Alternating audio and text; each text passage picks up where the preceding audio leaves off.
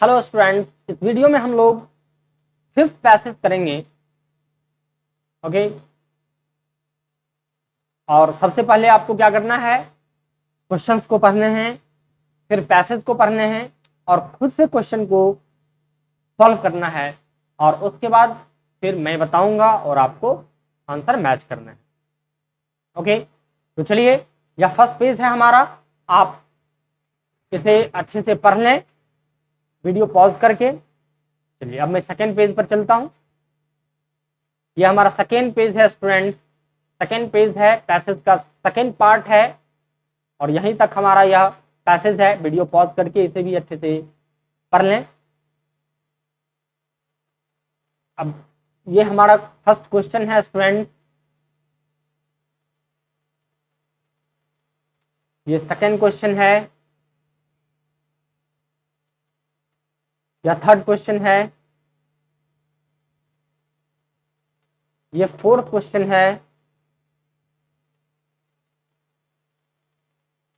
और यह हमारा फिफ्थ और लास्ट क्वेश्चन है। ओके स्टूडेंट, तो चलिए हम लोग स्टार्ट करते हैं अब पैसेज से। समझते हैं इस पैसेज को हम लोग। The critical faculty is the most potent one in the human makeup. तो जो क्रिटिकल फैकल्टी है, यानी कि क्रिटिकल मीन्स होता है स्टूडेंट संकटपूर्ण। क्रिटिकल मीन्स क्या होता है, संकटपूर्ण।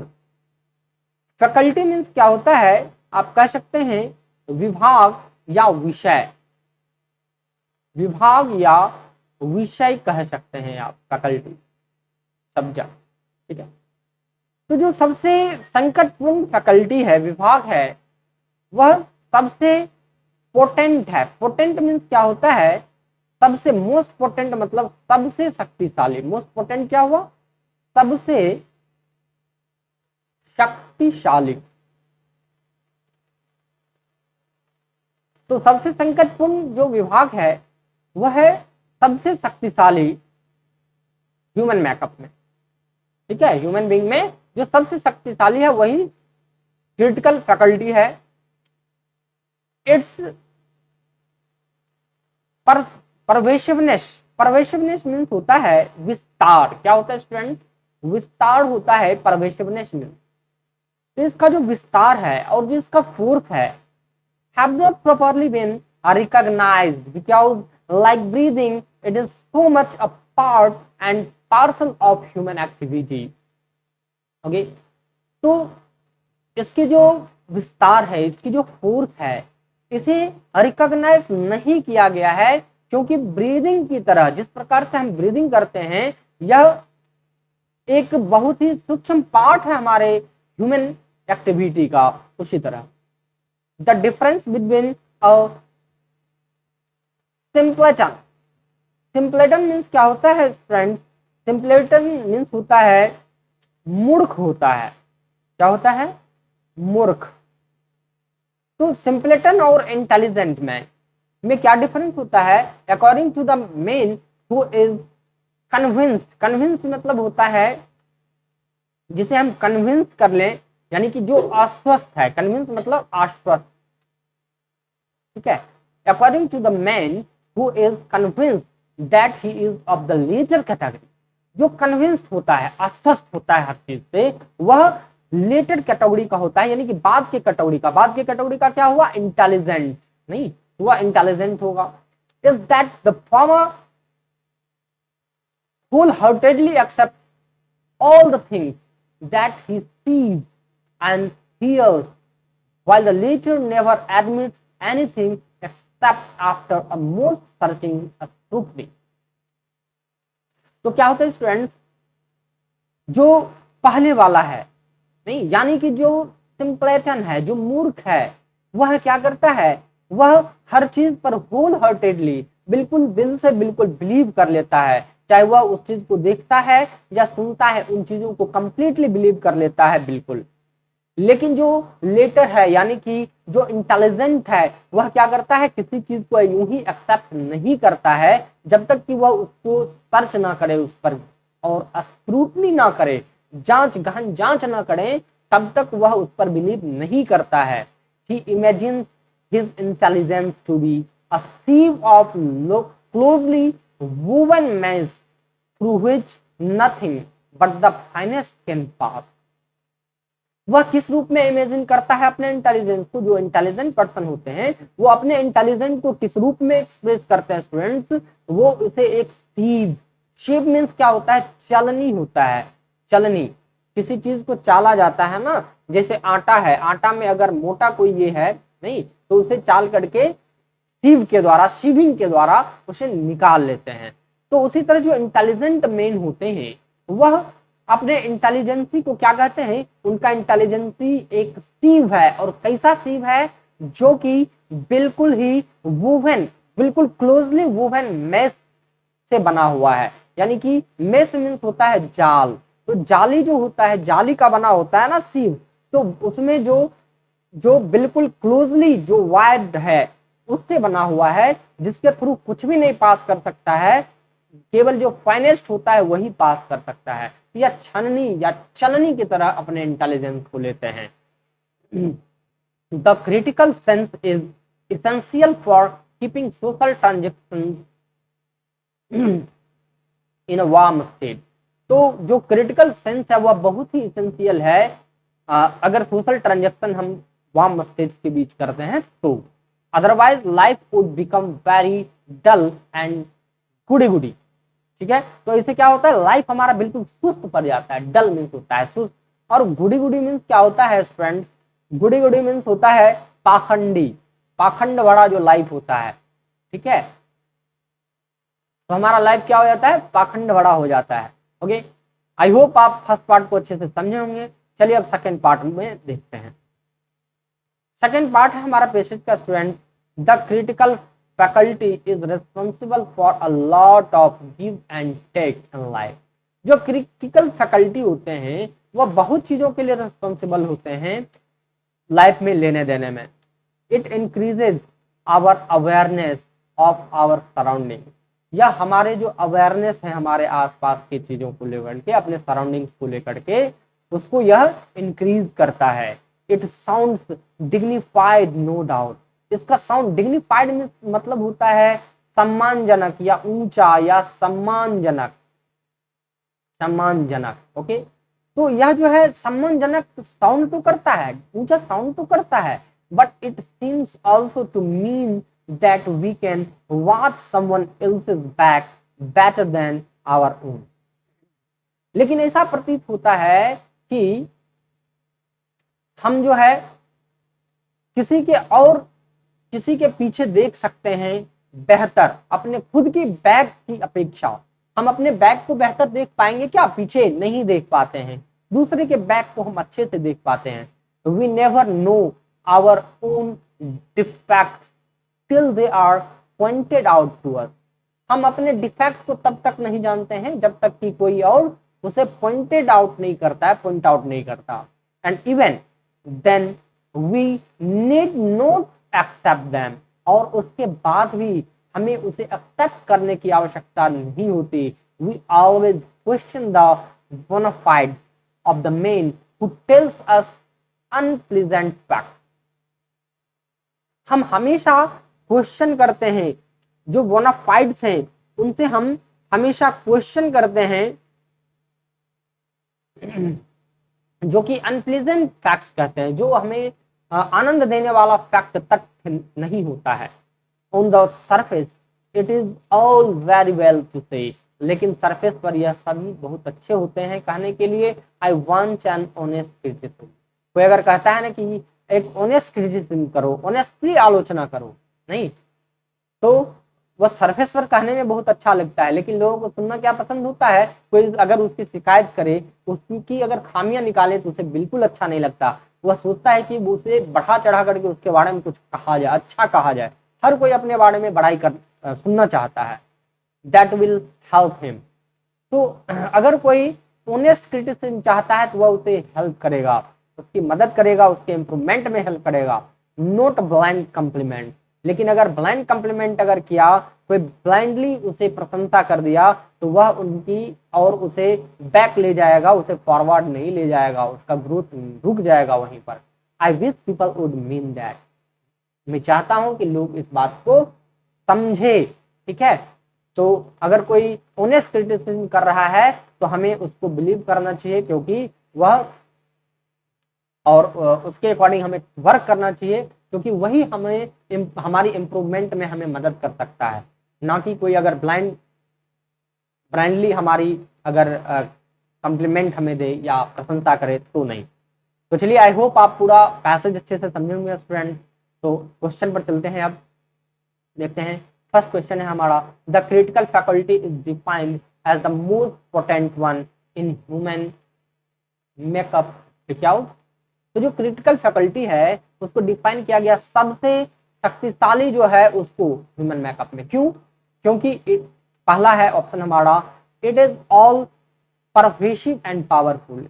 यह सारा परवेसिव है, यह विस्तृत है, यह और पावरफुल है। तो क्या यह होगा? क्या नहीं, बिल्कुल नहीं होगा यह।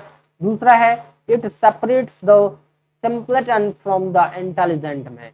यह सिंपलेटन और इंटेलिजेंट मैन को सेपरेट करता है, यह होगा। यह यह हमने पढ़ा था पीछे, नहीं? हालांकि हम लोगों ने यह भी पढ़ा था स्टूडेंट, हम लोगों ने यह भी पढ़ा था यहां पर कि किस प्रकार से यह जो परवेशिव है ह्यूमन जो है, यह इसका विस्तृत यह है और पावरफुल है। यह भी हमने पीछे पढ़ा था पैसेज में, नहीं? यहाँ हमने देखा था यहाँ परवेशिव एंड फोर्स, नहीं, इट्स परवेशिव एंड फोर्स, इसके परवेशिव और फोर्स के कारण। तो यह भी लग रहा है स्टूडेंट कुछ यह भी होना चाहिए, नहीं? उसके बाद कह रहा है it all pervasive and sorry, ये लग रहा है। और फिर कह रहा है it separates the simpleton from the intelligent. पीछे चर्चा इसकी बात भी हुई है कि यह जो है जो सिंपलेटन है और जो इंटेलिजेंट है, ठीक है, उसको सेपरेट करता है, ठीक है। यहाँ लिखा हुआ है डिफरेंशिएट करता है, डिफरेंस बिटवीन सिंपलेटन एंड इंटेलिजेंट, यानी कि सेपरेट करता है इन दोनों को। तो कुछ यह भी इसके बारे में लग रहा है स्टूडेंट। नेक्स्ट देखते हैं, it is a help in social transaction. यह सोशल ट्रांजेक्शन में हेल्प करता है, दो वार्म स्टेट्स में हेल्प करता है, यह भी हमने देखा। तो क्या लग रहा है स्टूडेंट? यह तीनों ऑप्शन लग रहा है कि इसका आंसर होना चाहिए, है ना? तो इसलिए हमारा आंसर करेक्ट क्या होगा? यहाँ डी नंबर होगा, ऑल द एबव। सारा आंसर करेक्ट है। ओके, तो चलिए स्टूडेंट्स नेक्स्ट क्वेश्चन देखते हैं हम। नेक्स्ट क्वेश्चन है हमारा, what according to the writer is the essential link between breathing and the critical faculty. तो एसेंशियल क्या चीज है, एसेंशियल लिंक क्या है ब्रीदिंग में और क्रिटिकल फैकल्टी में? अभी हमने पढ़ा था यह दोनों चीज, ब्रीदिंग कौन करता है? ह्यूमन बीइंग ब्रीदिंग भी करता है और क्रिटिकल फैकल्टी भी जो है प्रैक्टिस करता है। तो चलिए देखते हैं इसका सही आंसर क्या होगा। फर्स्ट ऑप्शन है हमारा, both are required in social relation.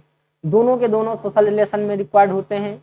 नहीं, ब्रीदिंग सोशल रिलेशन में क्या करेगा? नहीं, बिल्कुल नहीं होगा। Both are exercise by human being, obviously यह सही लग रहा है, क्योंकि ब्रीदिंग जो है यह भी एक्सरसाइज किया जाता है ह्यूमन बीइंग के द्वारा, और यह जो क्रिटिकल फैकल्टी है यह भी ह्यूमन बीइंग के द्वारा एक्सरसाइज किया जाता है। Both grow with age. क्या ब्रीदिंग बढ़ता है एज के साथ? क्या? बिल्कुल नहीं। Both stop with death. हाँ, यह ब्रीदिंग तो स्टॉप हो जाता है डेथ के साथ, लेकिन जो क्रिटिकल फैकल्टी है इसके बारे में जो भी ये है वो स्टॉप नहीं होता है ना। तो यह भी नहीं होगा हमारा। तो आंसर करेक्ट कौन सा होगा हमारा स्टूडेंट? तो ऑप्शन नंबर बी होगा, नोट कर लें। सेकेंड क्वेश्चन का आंसर ऑप्शन नंबर बी होगा। ओके, चलते हैं नेक्स्ट क्वेश्चन पर स्टूडेंट। क्वेश्चन थर्ड है हमारा, the self defined intelligent man defines himself on the basis of. जो सेल्फ डिफाइंड इंटेलिजेंट मैन होते हैं वह अपने आप को किस रूप में डिफाइन करता है? His obvious divergence from the simpleton. वह जो उसका जो अलगाव है सिंपलेटन से, मूर्ख लोगों से जो वह अलग है, उस रूप में डिफाइन करता है क्या? नहीं, बिल्कुल नहीं। His superior intelligence as a whole, अपने इंटेलिजेंस उसका जो उसको होल के रूप में नहीं, his position of the critical faculty, उसका जो पोजीशन है क्रिटिकल फैकल्टी का उस रूप में, या फिर नेक्स्ट है हमारा, नेक्स्ट है his heightened awareness of his surrounding, उसका हाइटेंड अवेयरनेस जो है सराउंडिंग में उस रूप में अपने आप को डिफाइन करता है क्या? नहीं स्टूडेंट्स, करेक्ट आंसर होगा इसका सी होगा। उसका जो पोजीशन है क्रिटिकल फैकल्टी के रूप में जो वह है उस चीज वह डिफाइन करता है। नहीं, जो इंटेलिजेंट मैन है अपने आप को क्रिटिकल फैकल्टी के रूप में डिफाइन करता है, यह हमने शुरू में ही पढ़ा था पैसेज में। तो हमारा सही आंसर होगा ऑप्शन नंबर सी। चलते हैं नेक्स्ट क्वेश्चन पर friends. The negative side of the critical faculty is that it makes us critical of others. पहला है क्वेश्चन, सॉरी पहला ऑप्शन है it makes us critical of others, मतलब negative side कह रहा है, क्रिटिकल फैकल्टी का निगेटिव साइड क्या है वो पूछा जा रहा है। It makes us critical of others, दूसरे के लिए क्रिटिकल हमें बनाता है। नेक्स्ट है it makes us critical of ourself, या हमारे खुद के लिए यह क्रिटिकल बनता है। It sounds dignified but it is not actually so. तो क्रिटिकल फैकल्टी जो है यह साउंड तो अच्छा करता है, लेकिन यह एक्चुअल में ऐसा नहीं होता है। नहीं, सम्मानजनक लगता तो है लेकिन वास्तव में ऐसा नहीं होता है। तो हमारा करेक्ट आंसर क्या होगा स्टूडेंट? ऑप्शन नंबर सी होगा। यहाँ पर ई लिखा गया है स्टूडेंट, तो यह ई नहीं होगा, यह हमारा ऑप्शन नंबर सी है, ऑप्शन नंबर सी। नेक्स्ट क्या देख लेते हैं अभी। It is a tool for creating classificatory division. Classificatory division का टूल है या नहीं? बिल्कुल नहीं। तो सही आंसर क्या होगा? इट साउंड्स डिग्निफाइड, बहुत ही सम्मानजनक साउंड तो लगता है but it is not actually सो, लेकिन ऐसा होता नहीं। तो बी सी नंबर हमारा आंसर होगा स्टूडेंट, सी आंसर होगा करेक्ट। नेक्स्ट क्वेश्चन देखते हैं। People who solicit others opinion generally want. Solicit means होता है याचना करना। सॉलिसिट मीन्स क्या होता है स्टूडेंट? याचना करना, याचना करना। जो दूसरे से ओपिनियन की याचना करता है कि वह हमें अपना ओपिनियन दे मेरे बारे में, अबाउट हिमसेल्फ देमसेल्फ है। कोई अगर कहता है अपने बारे में कुछ आलोचना करे, याचना करता है किसी से कहता है उसके बारे में कुछ कहने के लिए, अपना ओपिनियन देने के लिए, तो वह क्या चाहता है, सामने वाला से क्या चाहता है? ऑब्वियसली अभी हमने पैसेज में देखा स्टूडेंट, वह क्या चाहता है? वह एफ्यूसिव कॉम्प्लीमेंट चाहता है। एफ्यूसिव मीन्स होता है अलंकार पूर्ण या जोशीला। अलंकार पूर्ण, खूब बढ़ा चढ़ा करके बड़ाई किए, अलंकार पूर्ण, और या क्या होता है? जोशीला। तो कोई क्या चाहता है, सामने वाला उसका कॉम्प्लीमेंट कैसे करे? बिल्कुल ही अलंकार पूर्ण रूप से जोशीला कॉम्प्लीमेंट दे, अच्छा कॉम्प्लीमेंट दे। ऑनेस्ट क्रिटिसिज्म कोई चाहता है ऑनेस्टली उसको करे? नहीं, बोलने में ठीक लगता है लेकिन बेसिकली कोई चाहता नहीं है कि ऑनेस्ट क्रिटिसिज्म उसका किया जाए। नहीं, सुनना कोई पसंद नहीं करता, बिल्कुल नहीं। हार्श फैक्ट, जो कठोर फैक्ट है, हार्श फैक्ट है, क्या उसको सुनना कोई पसंद करता है? नहीं, बिल्कुल नहीं। प्रिसाइज फीडबैक, क्या ठीक ठाक प्रिसाइज चाहता है? नहीं, यह भी नहीं। मतलब वह क्या चाहता है कि उसको अलंकार पूर्ण बिल्कुल जो है बढ़ा चढ़ा करके उसके बारे में खूब उसका बढ़ाई करके बोला जाए, तो वह कोई भी चाहता है, वह सबको पसंद होता है। तो हमारा सही आंसर क्या होगा स्टूडेंट्स? एफ्यूसिव कॉम्प्लीमेंट। क्या होगा? एफ्यूसिव कॉम्प्लीमेंट हमारा सही आंसर होगा। अलंकार पूर्ण या जोशीला कॉम्प्लीमेंट जो होता है वह चाहिए होता है सब, है ना। तो चलिए स्टूडेंट्स, आई होप आप पैसेज समझे होंगे और सारे क्वेश्चन के आंसर समझ में आई होगी आपको। तो चलिए आप मैच कर ले अपने आंसर को एक बार फिर से। 1 का होगा स्टूडेंट आंसर डी, 2 का होगा बी, 3 का सी, 4 का सी और 5 का करेक्ट ऑप्शन ए होगा आंसर। ओके, आप अपने आंसर को ऑनेस्टली मैच कर लें और देखें आप इस कॉम्प्रिहेंशन को कितना समझ पाए। Okay, thank you very much. मिलते हैं फिर नेक्स्ट वीडियो में नेक्स्ट पैसेज के साथ। Okay, thank you.